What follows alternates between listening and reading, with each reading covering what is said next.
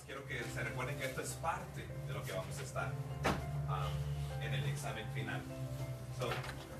Vamos a empezar. Recuerde, esto es simplemente cierto o falso. La primera es, un símbolo es algo que representa o recuerda algo distinto por su gestión o asociación de pensamiento, ¿cierto o falso? Cierto. Número 2, hay varios símbolos que describen a Dios, por ejemplo, el fuego. ¿Cierto? Número 3, el buen pastor es un símbolo que describe al Espíritu Santo. Falso. Eso es falso. Número 4, la leche es un símbolo que describe la palabra de Dios. Cierto. Cierto. Número 5, la rosa de Sarón nos describe a Cristo. Cierto. El arca de Noé está lleno de símbolos. Cierto. La torre de Babel nos habla de la incapacidad de las religiones humanas. Cierto. Eso es cierto. No hay símbolos en la Biblia que representan al Espíritu Santo. Falso.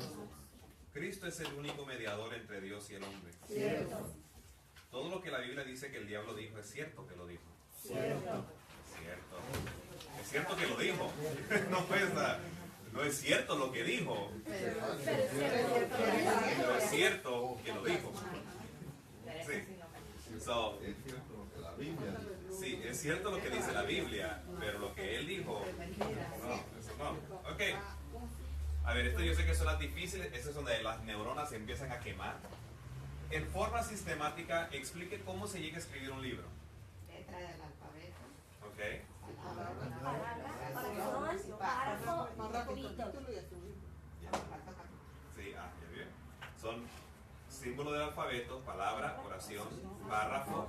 So, el alfabeto, la letra da inicio a una palabra, la palabra la oración, párrafo, y unos cuantos párrafos componen capítulos, y unos cuantos capítulos hacen un libro. ¿Okay? Ustedes van a ser escritores, hermanos, así que memoricen esa parte. Número 12. ¿Qué material usaron los escritores primitivos para escribir? Plata, oro, marfil, bronce, Cuero, pergamino, papiro, Hojas de pergamino, pieles de animales, barro, dice barro, muchas de las plomo, barro, metal, metal y todo clase de metal. metales. Nombre 4 tipos de manuscritos. Iniciales, minúsculos, y Y papiro. ¿Cuál es el acrílico? ¿Cuál es ese lecture? ¿Cuál es? ¿Quién me puede decir qué es? El acrílico era usado por algunos maestros escribiendo ciertas partes de la La escritura escritura no. y la mostraban para tratamiento así como leccionario. Ya, era esa, y tenemos varios fragmentos de acrílicos. Era cuando iba a predicar, como hoy en día que hacemos nuestro bosquejo y a veces hacemos copy and paste, ¿verdad? Ponemos versículos en nuestro bosquejo para predicar y en lugar de abrir la Biblia vamos al bosquejo. Eso es lo que era una acrílico de ese tipo. Ok, defina, y hablo de eso porque creo que nunca en verdad nos metimos en eso, nunca lo. So I'm surprised that, me imagino que usted lo buscó. Sí, usted, bueno, ahí está, nomás no lo repasamos. Ok, defina la palabra código. Conjunto de leyes, estatutos de un país. De un país. Recopilación de leyes o estatutos de un país. De un país. So, el código, cuando hablamos del código, de los códigos que existen, existentes, estamos hablando de recopilaciones de la palabra de Dios, porque los originales no los tenemos. ¿Y por qué no tenemos los originales? Por desidia. Por desidia. Que se ha destruido por falta. Puede ser que fueron destruidos. El hermano nos decía se desgastaron. por el Están tiempo. cortados. Y porque no se han encontrado también. Algunos no Tal vez, right? They're out there. Puede ser que los encontremos algún día.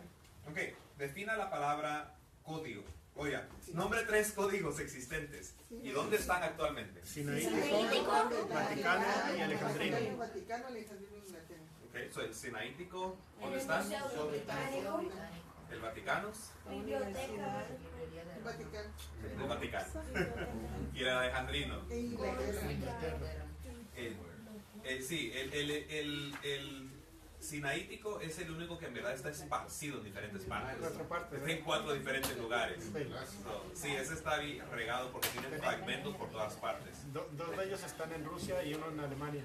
Leipzig y Santa Catarina, St. Petersburg, Sí. y el otro está en Inglaterra. Sí, hubo un tiempo que St. Petersburg era la capital de la iglesia católica. Las 7 dispensaciones, ¿cuáles son?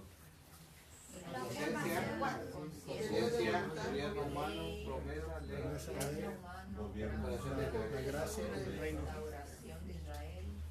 El reino de Cristo. Eso se acuerda que fue difícil porque no está detallado en su manual. So, empezamos con la inocencia, la conciencia, gobierno humano, promesa, la promesa o los patriarcas, ley, la ley, la gracia, el milenio, la restauración. ¿Se le llama el milenio o se le llama la expresión de Cristo? Porque es cuando Cristo viene aquí a la tierra. So, hay diferentes nombres pero en verdad yo sé que eso les dije desde el principio. Esto va a estar difícil porque en su manual no está. Las 4 últimas no están. Ajá. Sí, no están definidas. Yeah, it is. That's gonna happen. That's an event. Es un evento. So, sería Cristo, la dispensación del milenio. ¿Cuáles son las 4 eras de la dispensación? Están divididas en 4 eras. ¿Cuáles son? Gentiles, judíos, iglesia, So, en orden siempre, ¿verdad? La era de los gentiles, la era de judíos, judíos, la era de la iglesia, la era de Cristo. ¿En cuál era estamos ahorita? La iglesia. De la era de la iglesia. Amén. Good. Ok, vamos a brincar rápido y a tratar de avanzar lo más que podamos. Gracias, hermanos. Hoy vamos a la lección número 2. Regresamos a una lección que nos brincamos en la tercera semana.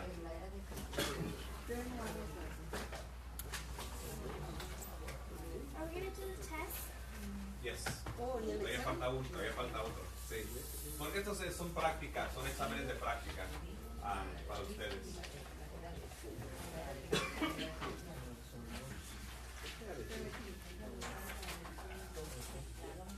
Traducción de la Biblia. ¿Por qué era necesario traducir la Biblia? Para que las personas lo entendieran en su propio idioma. Muy básico. Para entenderla. Era necesario.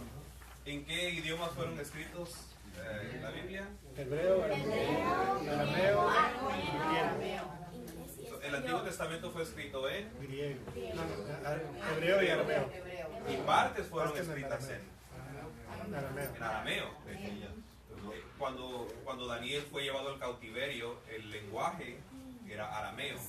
Entonces, la mayor parte es escrito en hebreo, pero hay una parte que es escrito en arameo, porque en hebreo, y el resto en arameo, porque era el lenguaje de ese tiempo, sí, los persas. Y ya para el tiempo que Jesús llega, ya el lenguaje es griego, y todo el Nuevo Testamento es escrito en griego. Ajá. Como estaba escribiendo la tesis acerca de.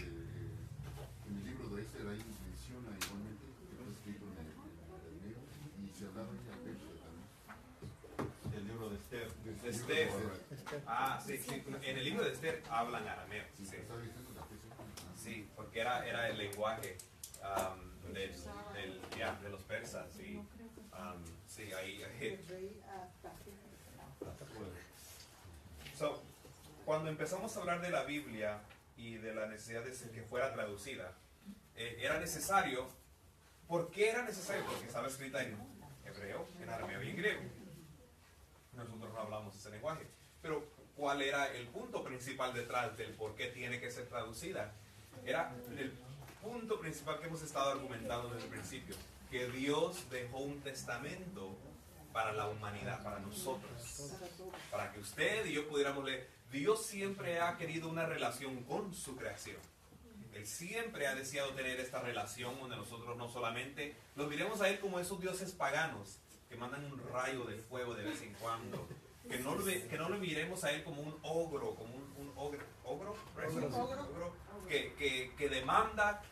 El Señor dijo: yo no demando sacrificio, yo no les ando pidiendo, eso no es para mí. Yo no necesito que ustedes anden matando animales y los presenten. Yo no estoy pidiendo eso, yo no lo demando. Eso es para ustedes. Dios siempre queriendo plantar en nosotros el conocimiento de que estamos faltos, no somos buenos y lo necesitamos a Él. Y que vengamos a Él de nuestra voluntad, que vengamos a Él con un corazón completamente entregado a Él. Y la Biblia tenía que ser traducida porque si no fuera traducida, nosotros estuviéramos yendo con traductores griegos y hebreos y dejándonos llevar por lo que ellos nos dicen. Que en verdad fue lo que pasó.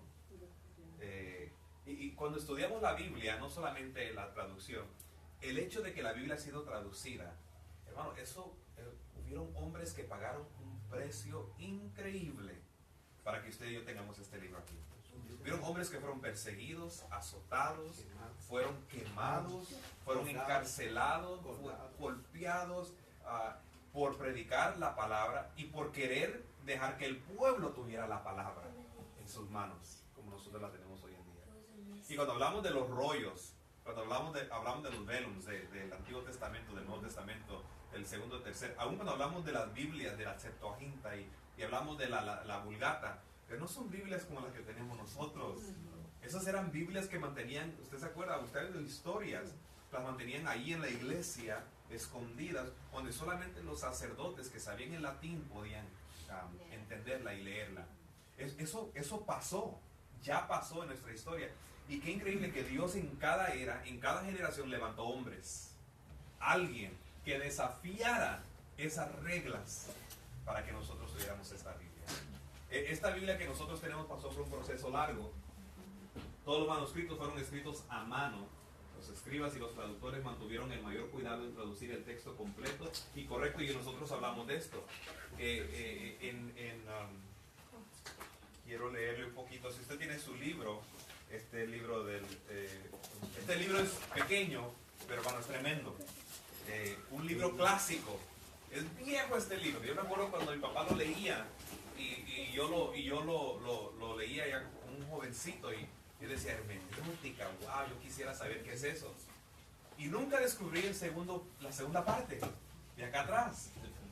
Y ahorita que estaba preparando esta clase, empecé a mirarla y si usted va conmigo, en el capítulo 6, aquí atrás, se llama el tema de manuscritos y versiones de la Biblia. Ese es el tema de este capítulo. Manuscritos y versiones de la Biblia. Está en la página 158. Habla un poquito de los manuscritos y nomás para que entendamos un poquito acerca del Antiguo Testamento. Mire, estoy leyendo aquí en el párrafo, en la página 160. No se puede exagerar la deuda de gratitud que nosotros hemos contraído con los judíos por su cuidado extremo en la preparación y preservación de los manuscritos del Antiguo Testamento. El Talmud, que es el libro religioso de los rabinos, nos da las reglas que ellos exigían de cada escriba. Miren lo que ellos exigían cuando escribían esto. Dice, exigían, algunas de las cuales son estas. El pergamino, ¿qué es un pergamino?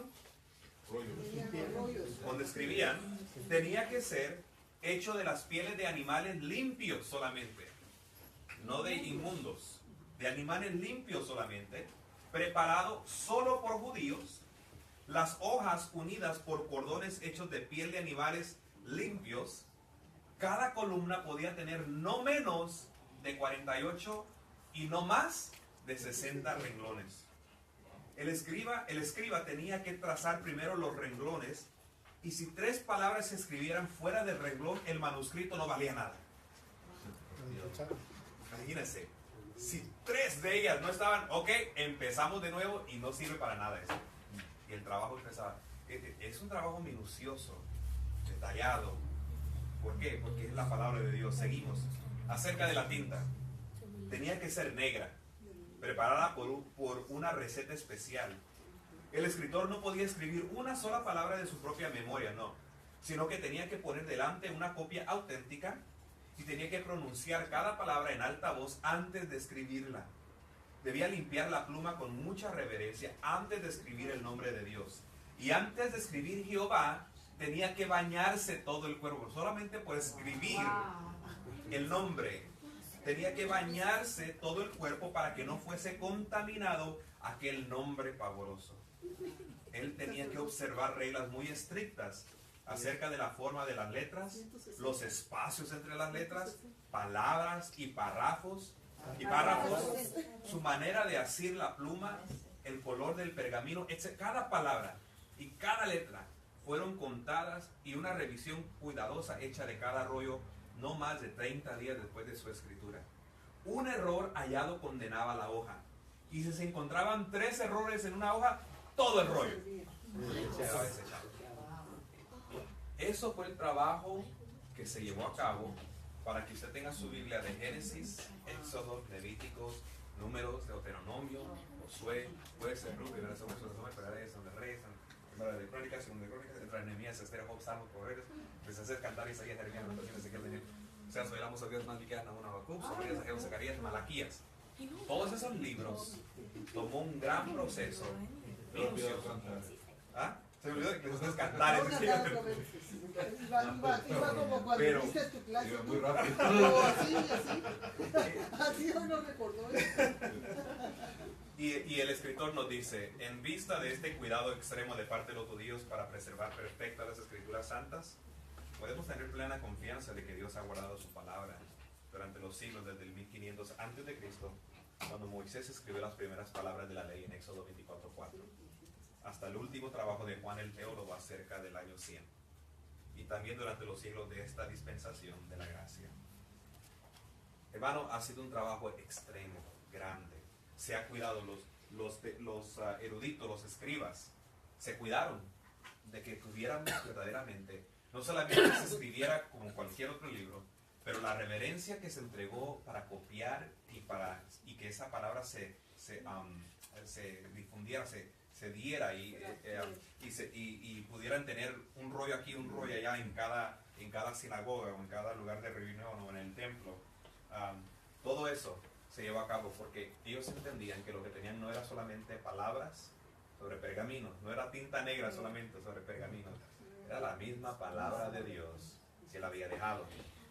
Cuando empezamos a hablar de las traducciones de la Biblia, los escritos, los primitivos, este es lo que se llama las escrituras unciales, donde no habían, eran letras mayúsculas, no había división de las palabras.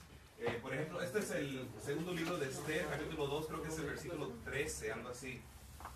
Verá que es bien difícil de leerlo. Solo había letras mayúsculas. Solo había letras mayúsculas. Y en este capítulo 2, cuando usted lo ve así nada más dice, wow, y entonces, ¿cómo? Para nosotros se nos hace tan difícil ver esto y decidir. Pero esta era una de las primeras, el sinaítico, el códice, los códices que tenemos del Septuaginto, algunos de estos se miran todavía así, de esta manera. Ese escrito es griego. Ese es griego, sí, esa es la Septuaginta. Esa es la Septuaginta. Hay 3 manuscritos que estuvimos hablando ahorita. Los 3 manuscritos que nos quedaron, que son los que han sido revisados, han sido confirmados, son el manuscrito del Vaticano, el Códice Vaticanus, que es guardada por el Papa de Roma, allí en el Vaticano. El manuscrito sinaítico, ese que está en 4 partes, como el hermano nos decía hace un momento, está en el Museo Británico de Londres, en la Universidad de Leipzig, el monasterio de Santa Catalina y la iglesia de San Petersburg en Rusia. Y el manuscrito alejandrino, el Códice alejandrino guardado en el Museo Británico en Londres, Inglaterra. Estos son los 3 códices que componen la palabra de Dios. Si nosotros ahí vamos todavía, estamos aquí, le digo, me encanta este librito porque nunca te das cuenta de todo lo que dice acerca de todo esto. En cuanto al Códice Vaticano, es el más antiguo que existe. Bueno, existía. Estoy en las páginas 162. Contiene todo el Antiguo Testamento en griego y tiene la Septuaginta, el códice, todo el Nuevo Testamento en griego y también hay unos libros apócrifos ahí. El Códice Sinaítico, también en griego, no se sabe dónde fue escrito, pero contiene la mitad del Antiguo Testamento y todo el Nuevo Testamento y parte de los libros apócrifos. Y aquí es donde el Dr. Tischendorf, ¿se acuerdan que él fue el gran contribuidor a este códice, a este manuscrito? El Dr. Tischendorf, un teólogo alemán, y aquí nos dice la historia otra vez en el libro, si usted la quiere leer después. Y está el Códice Alejandrino, que también es en griego, en forma uncial. Contiene el Antiguo y el Nuevo Testamento completo, con excepción de unas hojas. Y eso está en el Museo Británico. Estos 3 manuscritos existían, los teníamos, eran copias recopiladas de toda la Biblia hasta que salió la Septuaginta completa, hasta que salió el libro de Isaías. Y ahí es donde pudimos completar todos los códices y ahora tenemos los manuscritos Los enteros. códices son antes de Cristo. No, todos estos fueron después. Todos estos fueron después de Cristo. Estos son, ya eran recopilados, ¿no? Porque tienen el Nuevo Testamento y tienen el Antiguo Testamento en griego, pero eran los libros enteros ya. Por ejemplo, el Vaticanus, este que se suponía que era el más antiguo, es por ahí por el año 325. El Sinaítico es de 350 y el Alejandrino es de 450. Pero contenían lo que nosotros hemos ahora llegado a llamar la Septuaginta, que no teníamos nosotros copia de esa, hasta que se descubrieron los rollos del Mar Muerto en 47. Ya, se me fue. Ahí fue donde descubrimos, oh, that's what's in there. Eso es lo que contiene la Septuaginta. Ahí es donde No hay una copia de la Septuaginta. Sí. Bueno, de ahí de los rollos del Mar Muerto. Ahí está. Ahí aparece. Esa es la Septuaginta. Eso es. La Septuaginta es. Ahí es donde encontramos el libro de Isaías, que no teníamos.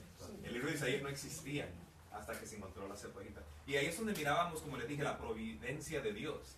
Que a pesar de que la gente decía, no existe, Dios dijo, oh no, ahí les va. Niño, tira la piedra para allá. Niño, tira la piedra para allá. Y fue el niño el que quebró uno de esos y oyó y dijo, vaya, que hay algo. Y ahí estaba lo que tanto habíamos buscado. Por eso, como dice el hermano Richard, posiblemente estén los originales por ahí. Tal vez no más no los hemos encontrado. Imagínate, Dios de repente dice, bueno, ahí les va otra vez también. Bueno, la Biblia empezó con manuscritos en griego, empezó en una forma uncial. En el Nuevo Testamento se estaba traduciendo, los escritores estaban escribiendo, Pablo, Juan, para ese tiempo ya habían pasado. En el IV siglo, el Papa ordenó que se escribiera la Biblia Vulgata. ¿Qué quiere decir Vulgata? Común. Cuando decimos que usted es vulgar, Es común. no, pero la etimología, no. De acuerdo a la etimología, cuando decimos, ay, ese hermano es muy vulgar, Es común. como muy tosco, muy rudo, muy mal hablado. Porque verá, cuando usted habla con gente de la calle, como hoy en día la jerga entre nosotros ya como que ya no es como era antes. Hoy los jóvenes están inventando nuevas palabras todos los días. Pero eso sería que alguien simplemente esté hablando de esa manera. Uno lo ve y dice, ese qué vulgar, cómo habla, güey. Pero usted oye a alguien que habla bien académico, usted dice, oh no, ese hermano sí se sabe expresar. La Vulgata era para la gente común. Era una Biblia en latín para la gente común, que era el lenguaje oficial en el cual la iglesia de Roma tenía. ¿Por qué era latín? ¿Por qué era ese lenguaje? ¿Por qué Roma hizo las Biblias en lugar de mantener el griego y el hebreo? ¿Por qué le hicieron latín? Porque es lo que hablaban ellos. Es lo que hablaban ellos. Es lo que hablaban ellos. Y dijeron, no, pues lo hacemos en latín, y se quedó en latín, y mandaron a Jerónimo a que la tradujera del hebreo y del griego. Él la tradujo al latín. Y había dos latín, había el latín como el griego. El griego hay lo que le llaman el Koine Greek, que es el griego común, y el griego académico real. Habían dos diferentes lenguajes en griego. En latín también estaba el latín, el clásico, y el latín vulgar. Y la Biblia solamente existía en el lenguaje, en el clásico. Y cuando llega Jerónimo lo traduce al vulgato para que gente común lo entendiera. Ahora, eso es una buena cosa. El problema era que en ese tiempo las escuelas y todo el conocimiento, y para aprender a leer, las únicas personas que enseñaban a leer era la iglesia. Entonces todo el conocimiento, las enseñanzas, ellos controlaban todo eso. Y si tú querías aprender a leer, solamente podías aprender a leer con ellos. Y y aunque la versión Vulgata estaba hecha para la persona y la gente común todavía no la podía leer, porque no sabían leer. Entonces, del latín hubieron diferentes contribuidores y voy a lanzarme rápido en esto. Y esta está aquí, by mistake. No, aquí la vamos a dejar. Francisco de Encinas fue el primero en traducir el Nuevo Testamento del griego al castellano. Francisco de Encinas. Hay otro hombre llamado Juan Pérez de Pineda, que también contribuyó. Sí, es sangre real. Sí. Yo sé. Yo los entiendo. Juan Pérez de Pineda, que fue otro contribuyente al Nuevo Testamento. Para este tiempo se estaba levantando un mover. Los husitas, los anabaptistas, estaban levantándose gente que estaba diciendo, espérate, que como que el Papa en Roma tiene tanto poder y está manejando todo. ¿Cómo es de que la Iglesia Católica solamente ellos quieren tener la Biblia y nosotros somos el pueblo de Dios y tenemos que ir a que ellos nos digan lo que dice la Biblia?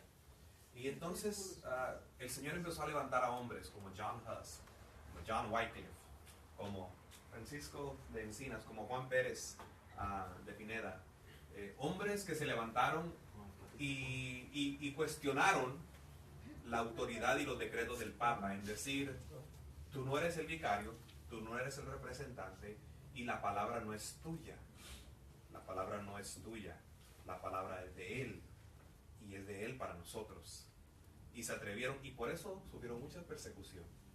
Fueron torturados, hermanos, como usted no se imagina. Porque ellos querían que usted y yo tuviéramos esta Biblia aquí en nuestra mano. Para que usted y yo pudiéramos leer esta Biblia. Yes. ¿Puede leer eso? Está fácil. El Nuevo Testamento Sí. de nuestro Redentor y Salvador, Jesús Cristo, traducido de griego en lengua castellana por Francisco de Encinas, dedicado a la Cesarea Magdal. Eso sí, ya no. Majestad. Es una persona. Majestad. Majestad. Sí. Sí, ese es el español de aquel tiempo que usted y yo, es como el inglés. Ese es el español castellano de aquel tiempo, Sí. del siglo XVI. So, ese es la V parece, era el sonido de la U. So, yeah, majestad. Cesarea Majestad. Yeah, hey, there you go. Yeah, eso es. So, es interesante de leerlo. Ahorita les voy a enseñar otras fotos, pero vamos a tomar un break aquí, donde estamos hablando. Sí. Solo unos minutos. Previo a eso, es interesante también de que antes las Biblias, como los escribas los tenían que hacer a mano y tenían que ser en casi, el costo era muy elevado, pero cuando vino este alemán e hizo la primera imprenta móvil, fue excelente porque fue haciendo las mismas, fue haciendo tablas ya y estas hacían que se reproducieran más y que también se minimizaran los errores porque solo se cambiaban las letras de las oraciones, de las párrafos y ya. Eso fue la imprenta de Gutenberg, que fue la que hizo que la Biblia, que fue el primer libro que fue impreso con esa máquina, y hasta el día de hoy sigue siendo el libro que más es reproducido por todo el mundo. Y ahorita les cuento una historia acerca de eso, de esa factoría y de quién era el dueño de esa factoría y lo que dijo y después lo que pasó. Vamos a tomar un break aquí, son las 7:40, 20 minutos. Amén. Ahorita regresamos. Estábamos hablando acerca del el esfuerzo que se tomó y yo le recomiendo, le exhorto, le animo a que lea esa parte en este capítulo que le digo, que no se lo dejé de tarea porque yo sé que era mucho, pero cuando usted tenga tiempo, hermano, léalo. El capítulo 6, manuscritos y versiones de la Biblia, porque es interesante cómo nos habla acerca de la forma de cómo los rabinos y cómo los escribas, cómo tradujeron a mí. El mero hecho de que se tenían que bañar. Ahorita el hermano Richard me decía, él estuvo haciendo un poquito más exhaustivamente el estudio de cómo se preparaba los pergaminos y la obra, la preparación para eso. Y yo sé que los hermanos Sánchez llegaron un poquito después, hablando de cómo el proceso, de cómo se llevó a cabo. Brother Richard, comparte un poquito lo que estabas hablando conmigo allá acerca de este proceso. Aparte de la minuciosidad con que se escribió, de que tenían que llevar ciertas reglas, ciertas normas para preparar el pergamino en sí, también tenían que estar purificados ellos. Tenían que, la persona que lo preparaba tenía que ser purificado y tenía que ser ser apartado, por decirlo así, por cierto tiempo antes de hacerlo. Y una vez que se empezaba a escribir, cuando el escriba tenía que estar, tenía que orar antes, y es antes de que fuera a escribir, y tenía que parar antes de escribir el nombre de Jehová. Tenía que parar, bañarse por completo y volver a orar antes de empezar a escribir. Cualquier cosa, cualquier manchón o tachón era algo para deshacerse de todo el pergamino. Y había como 2 o 3 personas más aparte del escriba, era otro escriba más, y era un sacerdote que estaba viendo que el escriba siguiera las normas exactamente al pie de la letra. Y si por cualquier razón el escriba no lo hacía, paraba, también ahí se desechaba el pergamino. Póngale que no limpiara la pluma, el instrumento para escribir, con eso ya era causa suficiente para parar, para escribir el nombre de Jehová. Era causa suficiente para parar y deshacerse de ese pergamino también. Era demasiado pero gracias a Dios que eso fue así. Y lo que miramos aquí es la santidad de Dios. Miramos, obvio, la inmensidad o la entrega de los escritores de reconocer la palabra de Dios en lo que es, llena de poder. Es la palabra viva y eficaz. Y cuando hablamos de esto, sí, parecen cosas tan triviales como, ay, pero ¿para qué tanto? Extremas. Simplemente, sí, llévenselo ahí, que copien, hagan una copia, ¿para qué tanto eso? Well, 2000 años después, o 1500 años después, o 1800 en el Antiguo Testamento, 2000, 3000 años después, estamos hablando de unos pergaminos, estamos hablando de manuscritos, que podemos confiar que se llevó una ciencia para, que no fue cualquier loco que simplemente lo agarró y dijo, yo hago la copia, no se preocupen. Y no, había un cuidado detrás de esos códigos, había un código detrás de esos manuscritos. Y por eso podemos confiar, como el hermano Sofonías compartía al principio.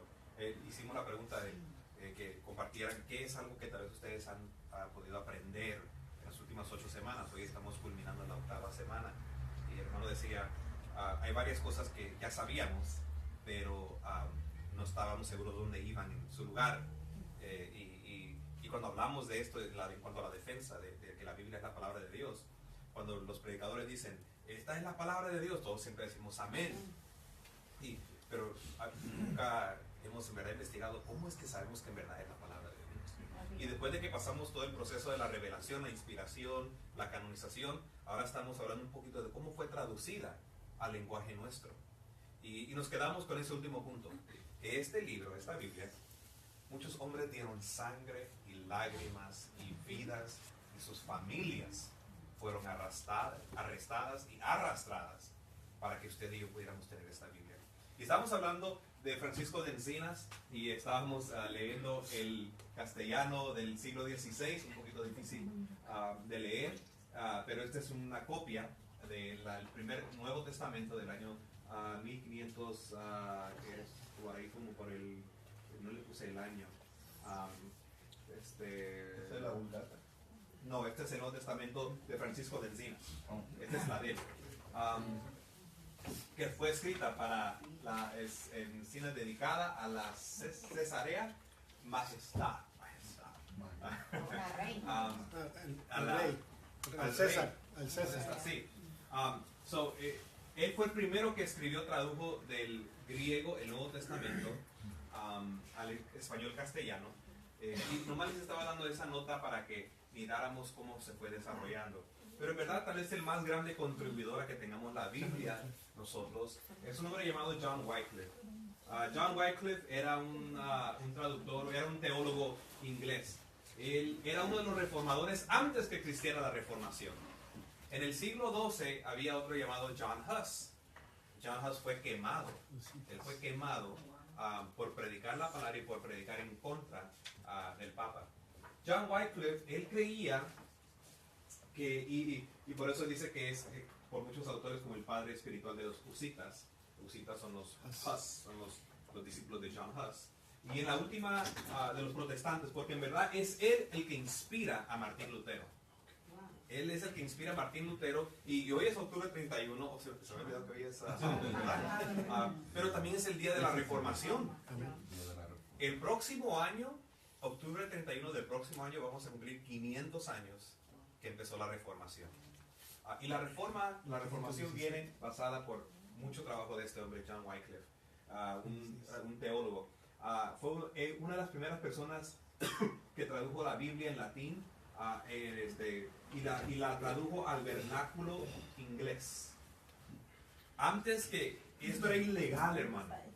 Traducir la Biblia del latín al lenguaje común era ilegal. La gente era perseguida, la gente era ¿cómo se dice? Excomulgada. Y eso era algo grande. A nosotros nos reímos ahora. ¿Verdad? Que yo le digo a usted, a ver hermano, deme su tarjeta de membresía. Ni la tengo, me van a decir algunos, ¿verdad? Pero si yo le digo, a ver hermano, deme su tarjeta de membresía, usted ya no es miembro de esta iglesia. Aquí está, todo mi hombre, me voy a otra iglesia, ¿ya? ¿Y qué? Es la iglesia. ¿Y si le pide la green card? Y si, ahí sí, me las en guerra ahí con la green card. Pero en el siglo XIV, que le dijeran a usted que usted era excomulgado de la iglesia, que el Papa lo había a usted destinado al infierno. Acuérdense que el Papa es el vicario, él es el representante, el representante de Cristo aquí en la tierra. Y si él dice que usted se va a ir al infierno, usted se va a ir al infierno. Era algo increíble. Pero también la excomunión tenía consecuencias personales físicas, porque perdían todos sus bienes, perdían sus ciudadanías, perdían su dinero, todo prácticamente. En la iglesia podía reposer todo lo que tenía. Él está, especialmente de un teólogo como John Wycliffe, que ya era parte de la iglesia. Todo lo que él conocía como su vida normal, todo lo que él conocía como su vivienda, todo era completamente... Y por eso estos hombres vivían ¿cómo se dice? Exilio. Exiliados. Eran como fugitivos, corriendo. Y John Wycliffe, por último, John Wycliffe murió y fue enterrado. Él fue arrestado varias veces, pero la gente lo amaba tanto. Siempre lo soltaron. Pero el Papa, no me acuerdo, a ver, aquí está en su libro, Página 165. Años, miren lo que hicieron con él, a tal grado que llegaron a odiarlo a John Wycliffe. Años después de su muerte, por orden del Papa, su tumba fue abierta, la caja y el esqueleto quemados públicamente y las cenizas tiradas en el río. Eso me recuerda a lo que hicieron con el Papa Juan XXIII. Si usted alguna vez ha estudiado la historia de los papas o ha oído alguna de las historias de los papas interesantes, el Papa Juan XXIII es un papa que llegó a ser papa a la edad de 15 años, o 12 años creo. Porque en aquel tiempo los papas eran casados, eran hombres con familias. Y era el hijo del papa. El papa se murió y él heredó, era una monarquía, el papado. Y él heredó el papado a la edad de 12 años, pero como no sabía lo que hacer, su tío lo está educando, lo está preparando. Y a la edad de 19 años él encuentra una esposa y lo casan, pero como que se le quitan las ganas de ser papa. Y él lo que quiere mejor es ser un hombre, y le vende el papado a otro hombre. Y le vende el papado, y a los 2 años, como ese papa no funcionó porque compró el papado y la gente se le revela, llega otra vez y dice, bueno, pues para que no digan nada, aquí estoy otra vez. El Papa Juan XXIII otra vez. No sé qué es lo que pasa, pierde el papado 3 veces y 3 veces regresa. Cuando ya termina toda la historia y él muere, el próximo papa que entra, lo levantan, sacan el esqueleto de la tumba, el cuerpo, lo sacan, lo vienen y lo sientan en la silla real del papado, lo sientan y le ponen las vestimentas al cuerpo muerto, lo ponen ahí y hacen un juicio en contra de él. Y lo empiezan a acusar de todo, porque él en el templo, ahí en la iglesia, él tenía concubinas, tenía mujeres con las cuales él tomaba ventaja, y había reportes de todo esto y nadie hacía nada, porque él era el papa. Es algo interesante. De la misma manera dijeron, con John Wycliffe vamos a hacer lo mismo. Lo sacaron, lo quemaron para ahora sí enviarlo al infierno. Porque acuérdense que de acuerdo a la iglesia católica, el ser quemado es suficiente para ser condenado al infierno. Y eso después pudiéramos hablar un poquito más de eso. Un pastor estaba hablando esta semana acerca de la cremación y de todo eso. Después podemos hablar un poquito más cuando hablemos un poquito de la moralidad, de la ética. Pero John Wycliffe es el gran líder, que es el que inspira a Martín Lutero. Martín Lutero es un teólogo, un doctor de la iglesia en Alemania. Y Martín Lutero llega a predicar un mensaje que es por fe solamente. Martín Lutero en sus testimonios, en sus escritos, él nos da la historia de cuando él va a la iglesia, creo que es la de Alemania, y va, se me olvida el nombre ahorita. Wittenberg, sí, esa es la, no, pero no es esa. Ahí fue donde clavó las 95, pero él va a una de las iglesias que es creo que es Roma, donde sube las gradas, va subiendo, y de acuerdo a Johannes Tetzel. Johannes Tetzel era uno de los sacerdotes que andaba vendiendo las indulgencias. Y era de esos vendedores, esos predicadores que levantan ofrendas así. Ese era Johannes Tetzel, esos predicadores que levantan una ofrenda y en 5 minutos levantaron $25,000. Y Johannes Tetzel tenía eso y empezaba y decía, mire, el momento que usted deje caer la moneda toca abajo y el sonido, el momento que suena la moneda que cae adentro de la cajita, el alma de su ser querido sube para el cielo. Y Martín Lutero tenía una hermana que había muerto y él quería que ella saliera del purgatorio.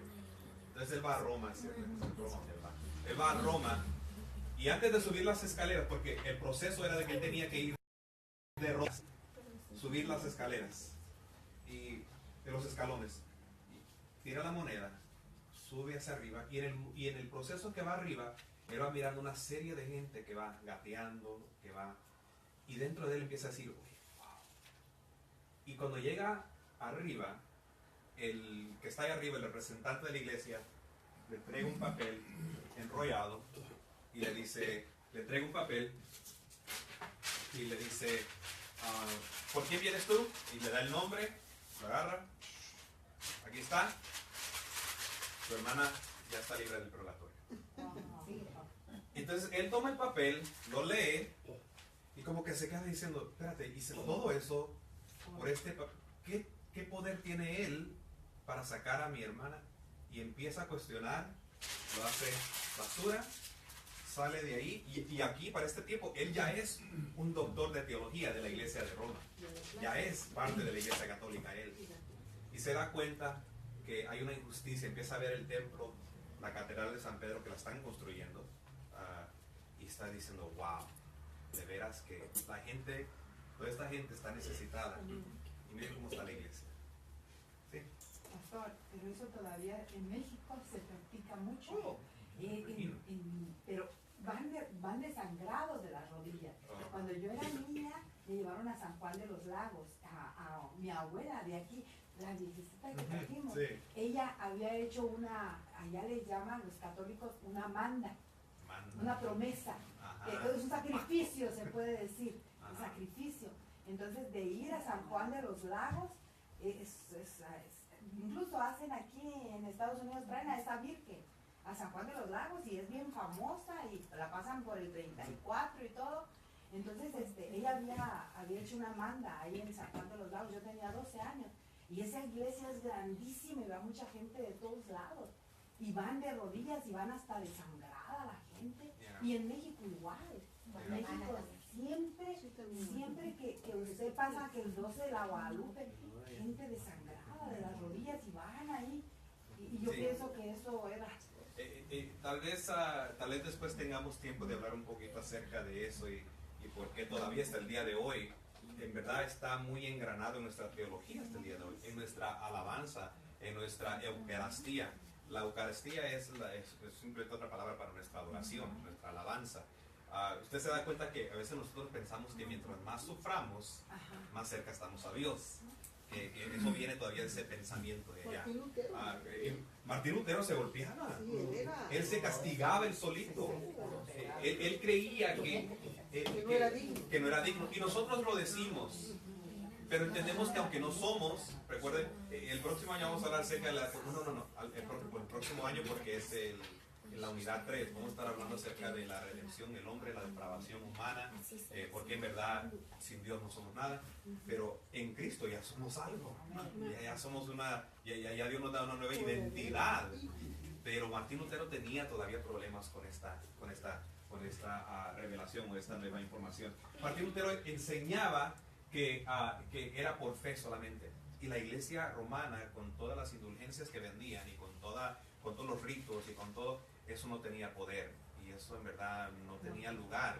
Entonces Martín Lutero va y el octubre 31 del año 1517 va a la iglesia de Wittenberg, y ahí va y agarra sus 95 violaciones de la iglesia católica, las clava, y el primer punto que él hace es de que el Papa no tiene el poder que tiene Cristo aquí en la tierra, no es el representante. Empieza a argumentar, y son 95, él los puso ahí para que la iglesia, y eso empieza una reforma protestante. Esta es la Biblia de Martín Lutero, como ustedes pueden ver, son Biblias que no son fáciles de cargar. Y esta traducción fue, Martín Lutero la tradujo en el año 1522, tradujo el griego al Nuevo Testamento, y en el 1534 el Antiguo Testamento de hebreo lo escribió, alemán. Creo que dije. Alemán, Sí, sí, sí. No, de latín, del griego, escribió el Nuevo Testamento al alemán, y es de aquí donde empieza a decir el mundo entero, en verdad. En Inglaterra empiezan a decir, wait a minute, en Inglaterra se levanta un gran mover del protestantismo. Y Martín Lutero llega a conocer al rey de Inglaterra, que es el papá de la reina Elizabeth, Queen Elizabeth, que es la mamá de King James, que es la famosa Biblia. Martín Lutero llega a Inglaterra y él les habla acerca de la necesidad. Y nosotros sabemos un poquito la historia, no sé si usted se acuerda de la historia del rey de Inglaterra, que lo que pasa con él es de que él está casado con su esposa, se enamora de la Boleyn, de una de las muchachitas Boleyn, y la Boleyn le dice, divórciate, y él dice, pero si me divorcio, la iglesia otra vez, ¿verdad? Como decía el hermano Pablo, me va a excomulgar y me quitan todo. Entonces ella dice, no, si te divorcias, excomúlgalos tú a ellos y levantas tú tu propia iglesia. Y es ahí donde nace la iglesia anglicana, la iglesia de Inglaterra. No nace en ese mismo momento, pero la filosofía empieza, en verdad, se reconoce a él como el protopocos, que sé ahora qué quiere decir eso. El originador. ¿Okay? De él sale la idea, y Queen Elizabeth, la reina Elizabeth, es la que en verdad lo establece.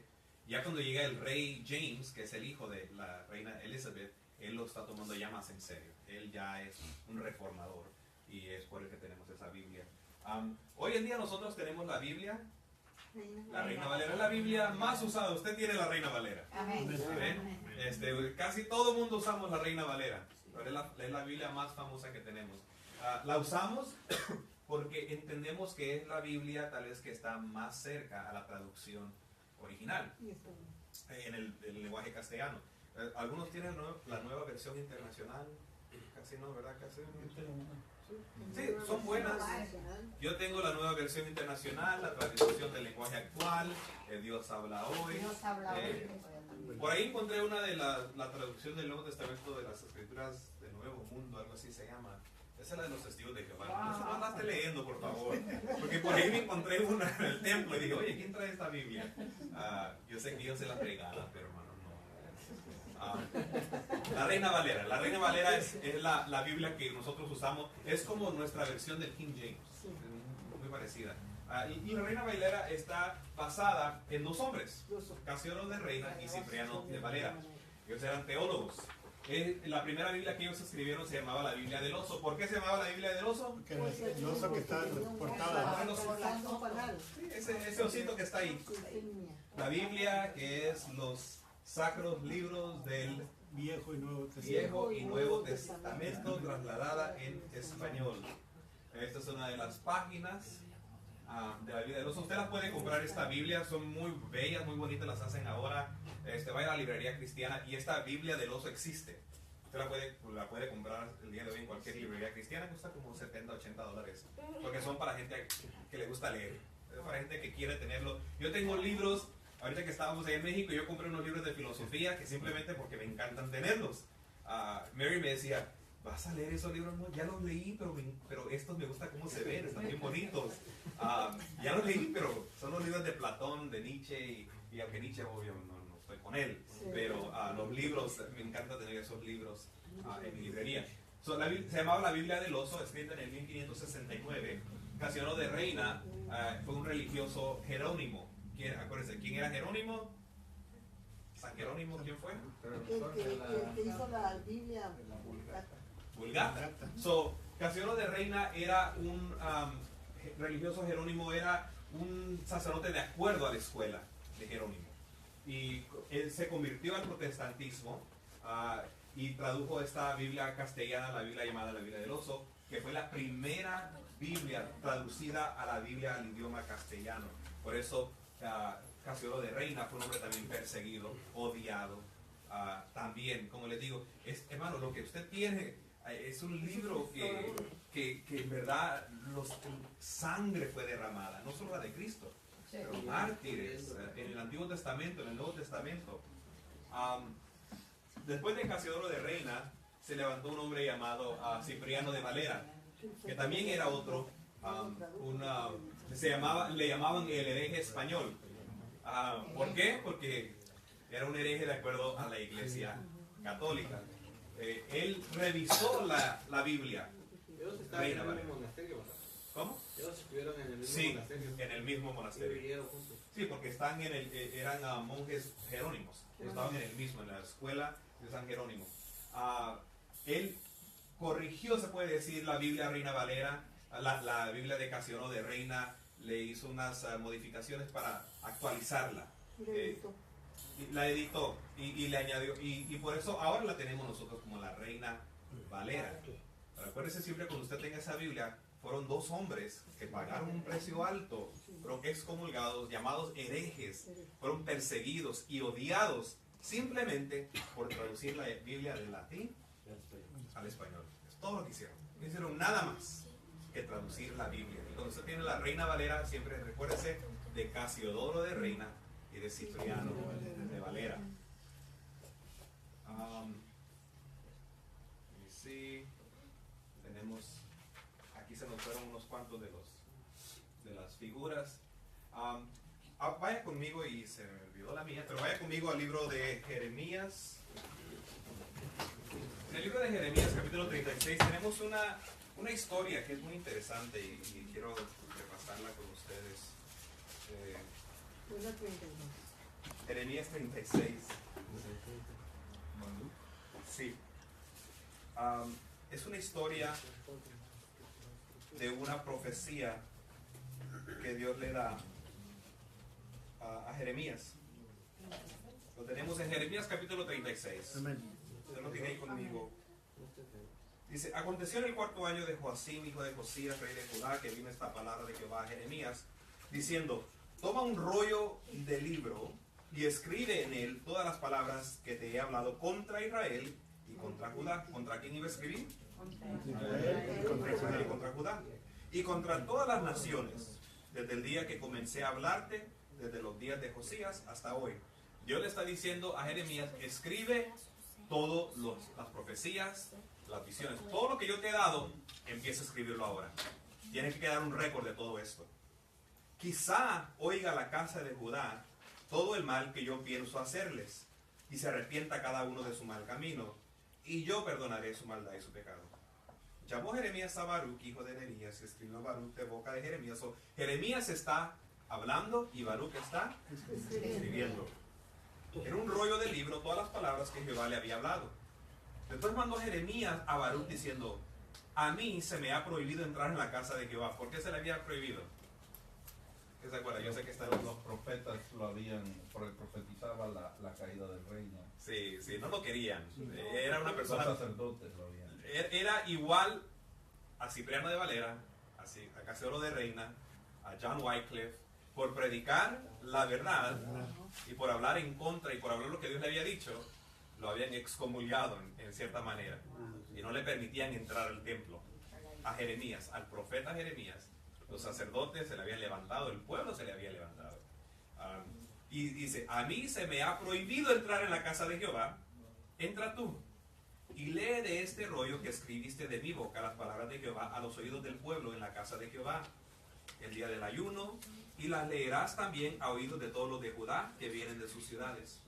Quizá llegue la oración de ellos a la presencia de Jehová y se vuelva cada uno de su mal camino, porque grande es el furor y la ira que ha expresado Jehová contra este pueblo. Y Baruch, hijo de Nerías, hizo conforme todas las cosas que le mandó Jeremías profeta, leyendo en el libro las palabras de Jehová en la casa de Jehová. Y aconteció en el año quinto de Joacim, hijo de Josías, rey de Judá. Empezamos en el cuarto año y ahora estamos en el año. Pasó un año. Rey de Judá, en el mes noveno, que promulgaron ayuno en la presencia de Jehová a todo el pueblo de Jerusalén y a todo el pueblo que venía de las ciudades de Judá a Jerusalén. Y Baruch hizo lo que Jeremías hizo. Leyó en el libro las palabras de Jeremías en la casa de Jehová, en el aposento de Gemarías, hijo de Safán, escriba, en el atrio de arriba, a la entrada de la puerta nueva de la casa de Jehová, a oídos del pueblo, que todos oigan las palabras de Dios. Y Micaías, hijo de Gemarías, hijo de Safán, habiendo oído del libro todas las palabras de Jehová, siempre hay unos chismosos, descendió a la casa del rey. Era el día de ayuno. ¿Y dónde está el rey? Descendió a la casa del rey, al aposento del secretario, y he aquí que todos los príncipes estaban ahí sentados. Esto es Elisama, secretario de la hija de Semaías, para anotar la lista. Y los príncipes.